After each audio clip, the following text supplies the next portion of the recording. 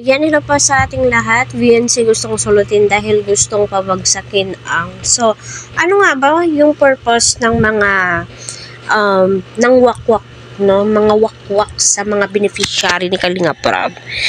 Kung kailan viral sa kanila naisipang mag-direct, sulutin, pasukin ng mga wakwak. Isa lang po yung dahilan yan eh. Gusto nilang maalis yung viral kay Kalinga Prab. Gusto nilang pabagsakin ang Kalinga, pero hindi po nila magagawa yan at hindi po sila magwawagi kasi nagsalita na po itong si VNC. Yun po yung pinanghahawakan ngayon ni Kalinga Prab, di ba? So, ayun na nga po, no, kinabukasan po ni VNC yung pinag-uusapan po natin dito.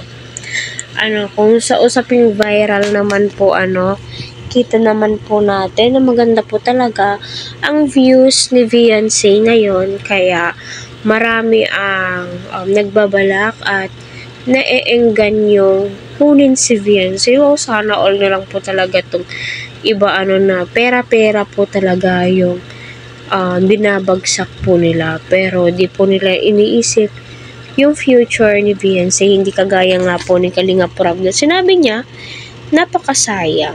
Totoo naman po, no, tayo, manghihinayang po tayo ng mga viewers, supporters ng Kalingap. Kasi kung natatandaan nyo, napakarami na pong nawakwak sa Kalingap, no.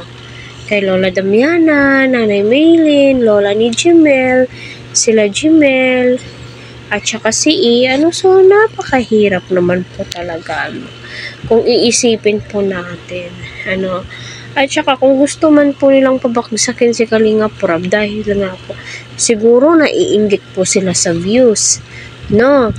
At saka kapag nakita nilang okay na yung views, kukunin nila, i-vlog po nila, pero di natin alam na kung mag-workout ba sa kanila, kung ninanais nilang kukunin lamang po si VNC or hindi na po i-vlog, para ano pa, kung hindi naman po maituloy-tuloy yung tulong kay VNC, nakakaawa naman din po ang pamilya niya, di ba?